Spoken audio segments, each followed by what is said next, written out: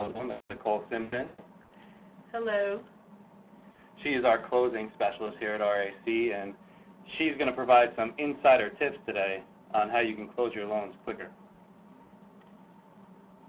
So let's start off. Who is RAC? We are a wholesale correspondent lender licensed in 16 states across the country. We work one-on-one with brokers and loan officers to restructure troubled loans and find efficient ways to get loans approved and closed quickly. Some of our key benefits to working with us include 24-hour underwriting, no overlays, FHA down to 500, as well as VA on the 580, and direct access to our underwriters and closers. So let's start off with tip number 1. Upload all invoices prior to initial CD. So examples of invoices that we need for closing and prior to funding include and/or final inspection, credit report, pest inspections, survey, VOE, HOA fees, hazard, and tax certs. Uploading these invoices will ensure a smoother closing for you. All right, tip number 2, review initial CD for accuracy. So read through your entire CD to make sure everything is correct and current. In the last webinar, we were talking about conditions and how you want to make sure you read through each detail, every line, just to make sure that you're meeting the requirements. The same applies for the CD. Make sure you're checking for proper spelling of the borrower and seller's names, the correct property address, loan amount, brokered fees, your fees, pricing of the loan, contacts, and make sure all your invoices are correct. And at the end of this, we'll show you a sample CD, and Nicole's going to share with you some tips and some things you can look for on your CD that'll help you in the process, like with QM, with closing the loan in general. Tip number 3, keep open communication with closers. So you will receive an email from your closer when the initial CD is sent out. And you want to make sure along the process to notify your closers of any changes prior to and after the initial CD. And as well, if you upload conditions, make sure you're emailing the closing department to keep them up to date. And I've actually included their email address. So you could just email the department, and whoever your closer is will get back to you. The email address is closing@racmtg.com. So in order to ensure a smooth closing process, be sure to communicate with the closing department in a timely manner. So when your initial CD is sent out, just make sure you're keeping open communication through your emails, through calling us. Whatever the case is, don't get the initial CD and just stop communications with us, because we'll need outstanding conditions and other things to help move it along. Tip number 4, upload all outstanding conditions within 24 to 72 hours of closing. Now, I want you guys to keep in mind that, our underwriters are underwriting several files simultaneously, and, to be patient. If it has been 72 hours since they reviewed it, you can call them or you can send them a friendly email reminder just saying, hey, it's been 72 hours, I want to see if you, had time to review this condition. The process can take, like I said, from 24 to 72 hours to complete, depending on the amount of conditions you have. The underwriters at this time will send an updated approval letter. You get the initial approval letter with all the conditions on it, and then once the initial CD is sent out, you will get another approval letter that will say to you basically what are still the outstanding conditions that you have to send in order to close the file. And as well, you could track your pipeline in WebLender. If you participated in our webinar last time for the conditions, I showed you how to track your file. At the end of this, I'm going to show it again, just so you guys know exactly where to find the conditions, if they've been received, if they've been cleared, and I'll walk you through that process. Tip number 5, schedule a date and time for closing. So schedule a date to close and make sure you're sharing it with your closer, through email, or if you're sending it to your underwriter, make sure to CC the closing department in general.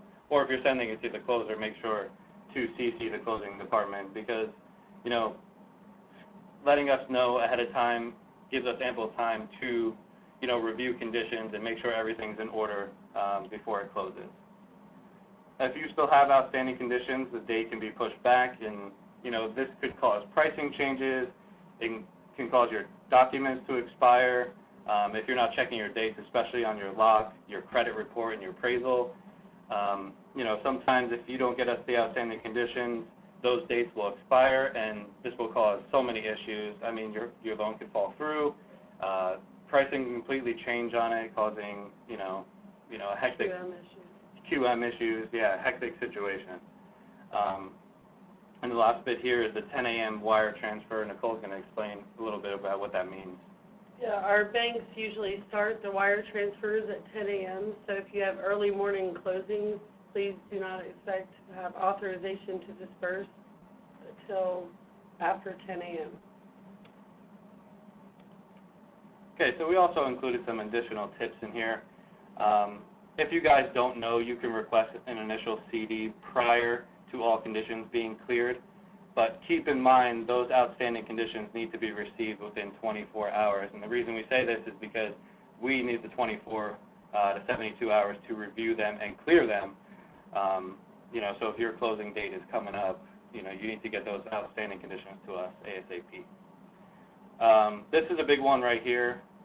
This could have actually been included in the major tips as well. When you get the initial CD, don't commit to a closing time and date with your borrower prior to all the conditions being received, reviewed, and cleared.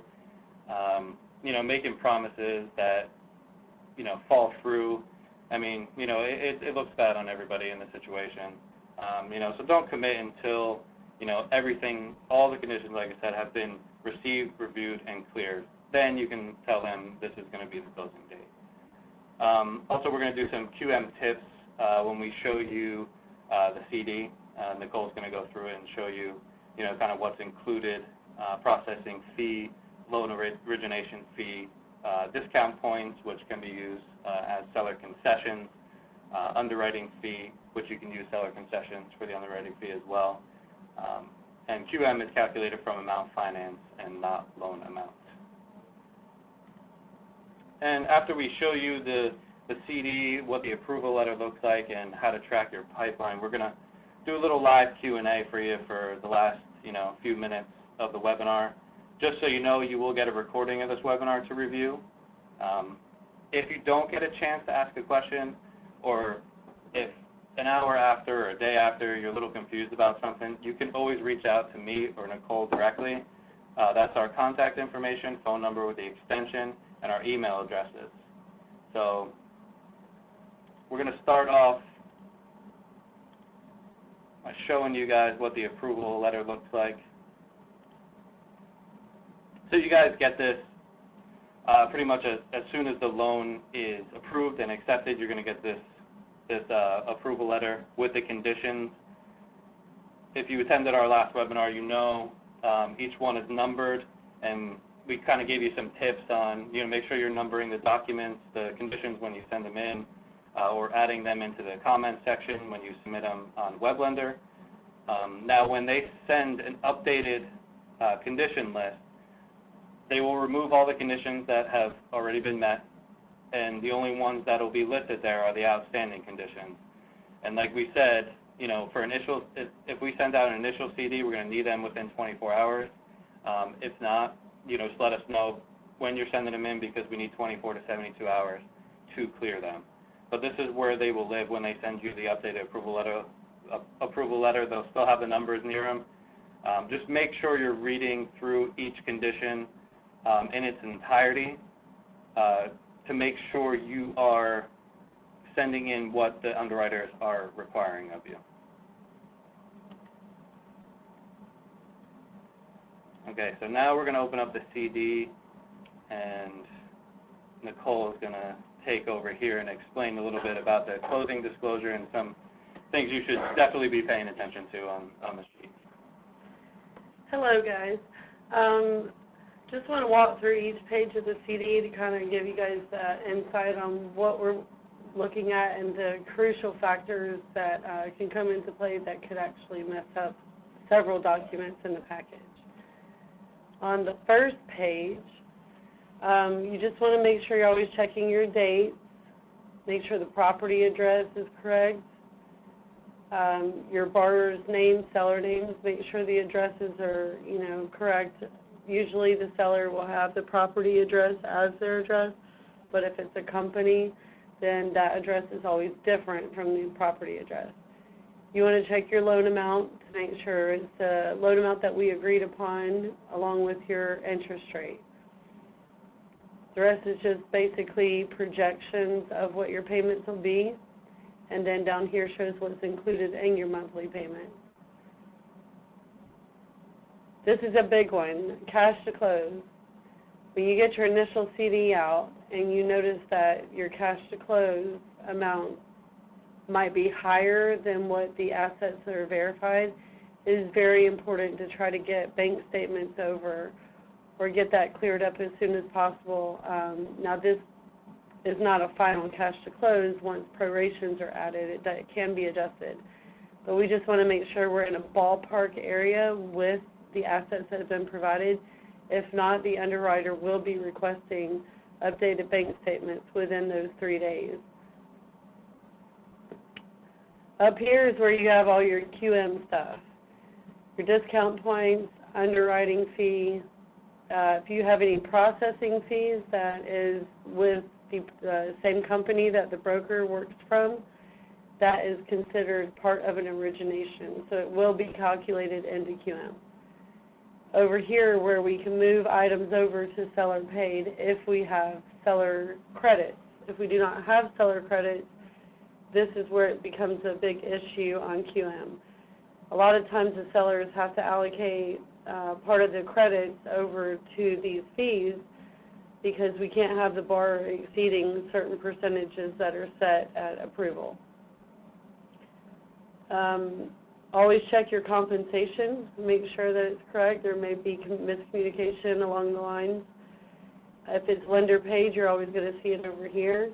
If it's borrower paid, it'll be over here. Just want to confirm it, make sure that it is accurate according to what was discussed with pricing when you submitted the loan. Right here is where you're going to find most of your fees that we need the invoices from. On this one, we just have appraisal and credit report. We have to have invoices. If you have an appraisal that is paid outside of closing, it's best to always provide a receipt showing who paid for that. If the broker paid for it, then it will not be POC. It will go back here. The payee will be the company of the broker, say, Wells Fargo or whoever the broker comes out of. Unless the broker does not want to be reimbursed, it will always go here if broker paid. If the broker does want to be reimbursed, it's here. If not reimbursed, we need email confirmation stating they do not want reimbursement for those items. The credit report fee is 99.9% of the time always paid by the broker, so it's always going to go back to them. Once again, we need invoices. Other fees that you can see in here is going to be third-party processing. If there's a processing fee that is not the same company as the broker, it will go in this area here, and that will not calculate into QM, which is a good thing. Here's a friendly reminder just to make sure, check all your docs to make sure the expiration date is not going to be coming prior to closing date, especially if we have to move the loan out. These are some crucial docs that always need to be checked up front if the date ever changes. These are simply title fees. That's stuff that we just go back and forth with title to balance with. It's none of the broker's responsibility for those fees. Homeowner's insurance, we will request a deck page and invoice. If it's paid, we will definitely need an invoice. If not, then we will need the deck page showing the amount and the coverage. It needs to be within 30 days of closing, but never after closing for that hazard insurance to start. As far as the property taxes, the tax cert's a big help, or to make sure that it's always on an updated title. If it's paid, we will also need a receipt and confirmation that it's been paid. These are going to be our escrows. This is stuff that we work with off of the tax cert and title and the HOI that's provided to us from the brokers. If you have any HOA fees or survey fees or any miscellaneous fees like pest inspections, they're going to go here. We will need an invoice for all those items. And then here's a few little pointers that can help to just to be mindful of cash to close. When we're doing FHA loans, a lot of times we require 3.5% down. The tax prorations and your deposits can always go towards your 3.5%. And or if there's any gift funds. This one does not have any gift funds on it, but if it did, that can also be calculated towards your 3.5%, which can always drop the cash to close for the borrower down.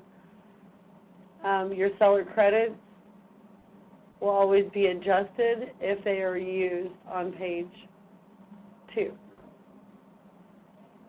So here we used this amount for our seller credit. So on page 3, it's not going to show what the full amount for the seller credit was in the contract.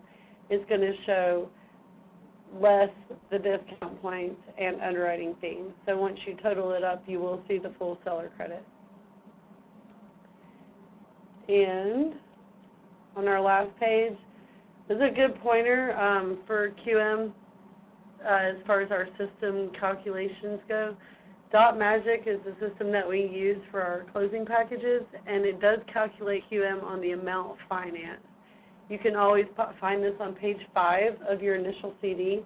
If you notice that maybe an origination had to be dropped a few dollars, this could explain why it was dropped, because it never does the calculation on the loan amount. It does it on amount financed. This is a big thing that can cause a lot of delays or complications with communication. When you guys submit your file, there's a contact sheet that needs to be filled out to its entirety. Off that contact sheet is where we get all this information. Everything here needs to be filled out on the CD to the entirety as shown in the lender column. So for the broker, the company, the broker's name, NMLS numbers, licensing, they all need to make sure they're current, renewed through the year that we're working and able to conduct business. Usually brokers have NMLS numbers. All agents, they will have a license number as well as title. So we need to make sure we have email addresses, correct phone numbers, and definitely the correct license and NMLS numbers. Those things are things that are checked on within the 3 days, and they can cause delays if we don't have them, or lack of communication because we might not know who to contact. So if we just make sure that the contact sheet is filled out during submission, then all these fields, they will never be empty. If you have any questions, I think that's it for the CD. Okay, I just realized I made a goof. I'm going to pull up the approval letter again. I said I was going to pull it up, but I pulled it up on the wrong screen for you guys to see. So this is what the approval letter looks like. So you can, when you first get the approval letter, you'll see all the conditions that are required with their numbers next to them. And the last webinar I told you, make sure you're putting the numbers of the conditions you're sending in either at the top of the page of the conditions that you're submitting to us, or you can leave it in the comment section when you submit it through WebLender. I just wanted to bring the approval letter up just so you could see what the conditions look like. I know you guys are familiar with it. Make sure you're reading them through every detail on there to make sure you're meeting our requirements. The approval letter, when our underwriters submit it to you after the initial CD has been sent out, you will have the outstanding conditions still listed. It won't be all the conditions because whatever you have submitted that met our requirements will be removed from the approval letter, and whatever the outstanding ones that you have will be the only ones remaining on this document. So this is what it will look like And, make sure you read the outstanding conditions in their entirety. Make sure you're meeting all our requirements. This way, your loan gets closed quicker. And the last thing I promised you is that we were going to go to WebLender, and I was going to show you how to track your pipeline again. So we're going to go to the racmtg.com website, our RAC website. We're going to go to the Login Support tab. And under the Submit a Loan banner right here, you're going to enter your WebLender username and password. As soon as you click Login, the WebLender window will pop up.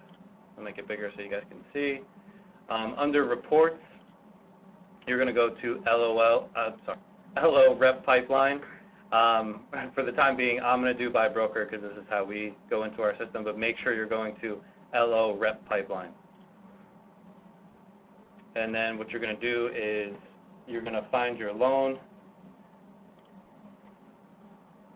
by its number, and you just click on the loan that you submitted to us, and it'll have all the details here. So here's the detail, locks. You can check on your lock dates, make sure they don't expire like we were saying before. Also, here are the conditions. So you can check on each condition whether it's been received or cleared right in this detail when you click on your loan. So pay attention to this. So if you have any outstanding conditions and you see that they haven't been received or cleared, you can send us a reminder, or maybe we haven't even got it yet. So make sure you're paying attention to these two columns, the received and cleared, to make sure we're getting them, in a timely manner so you can close. Remember, we need 24 to 72 hours to review the conditions, the outstanding conditions. So, make sure you're giving us ample time to do that. Okay, I'm just going to log out of here. Okay, so that concludes this webinar, and like I said, we're going to host a quick live Q&A. So if any of you have any questions, now is the time. We'll give you a minute to think about it. Nicole's here. She can answer some of the more in-depth questions. So I'll give you guys 1 minute to think about it. And then if there are no questions, like I said, you have our contact information. I'm going to send out the PowerPoint as well as a recording of the webinar. So you guys all have all the materials that we talked about here today and our contact information, just in case you think of questions, after the webinar a day from now. Whatever the case is, you can reach out to us directly.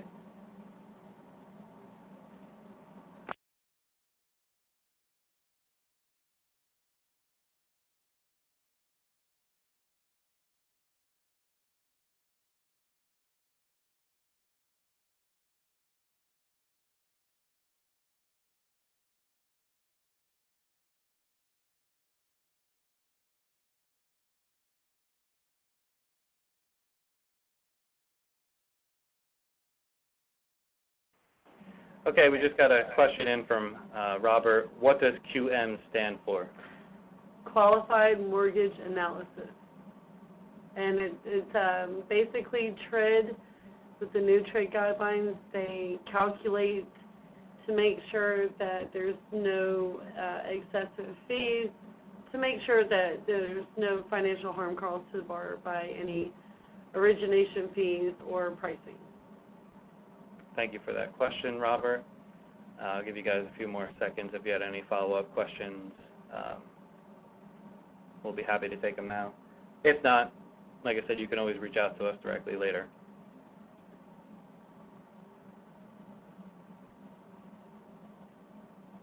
Okay, I don't see any new questions coming in.